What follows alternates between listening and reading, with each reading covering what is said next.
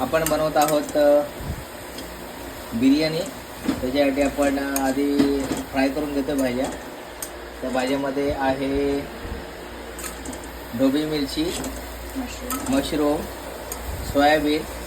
अगदी त्यांना वाफेवरती आपण शिजवलेलं आहे. खूप छान दिसतंय की जसं का हीच भाजी आपण खाऊ शकतो. खूप छान मस्त आणि त्याला सुगंध देखील खूप छान येतं.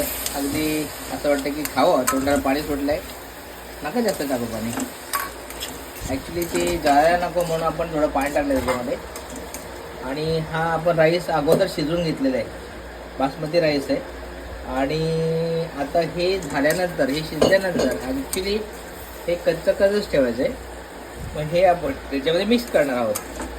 अगदी छानपैकी त्याला सगळं मिक्स झालेलं आहे, आपण बघू शकतो. हे बघा, आता आपण भात मिक्स करतोय. शिजवलेला भात आहे आणि अगदी छानपैकी बासमती राईस आहे. सुगंध छान येत आहे बासमतीचा.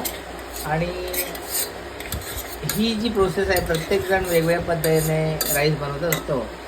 तर आपण आधी राईस शिजवून घेतला, नंतर भाजी आपण त्याच्यामध्ये मिक्स करून ती शिजवून घेतली आणि आता मिक्स करतोय. आता हा ड्राय होईल, म्हणजे त्याच्यामध्ये खूप पाणी पडणार नाही. आता कसं होतं की ते खिचडी भाजीसारखं होतं, तसं काही होणार नाही प्रकारचा. खूप नॅचरली आपण जसं बनवायला पाहिजे, प्रोफेशनली अशा प्रकारे आपली आता बिर्याणी तयार होते. कलर खूप छान येत आहे. काही लोक लेअर टाकतात बिर्याणी, त्याप्रमाणे नाही, आपण मिक्स करतो डायरेक्ट.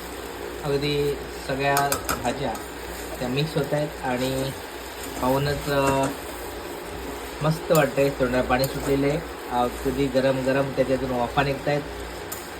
खूप मस्त छान अगदी संपूर्ण परतून घेतलेलं आहे. खाली लागायला पण नको आणि सफेदसुद्धा राहायला नको राईस. मॅडम काय काय टाकलं याच्यामध्ये?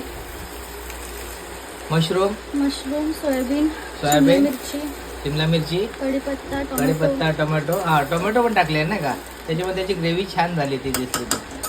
आता याचा कलर मस्त कशा प्रकारे झालेला आहे बघू शकता. मनुका सुद्धा टाकल्यात. त्याची थोडीशी वेगळी टेस्ट येते. मला तर वाटतं थोडीशी काजू सुद्धा टाकायला पाहिजे मॅडम.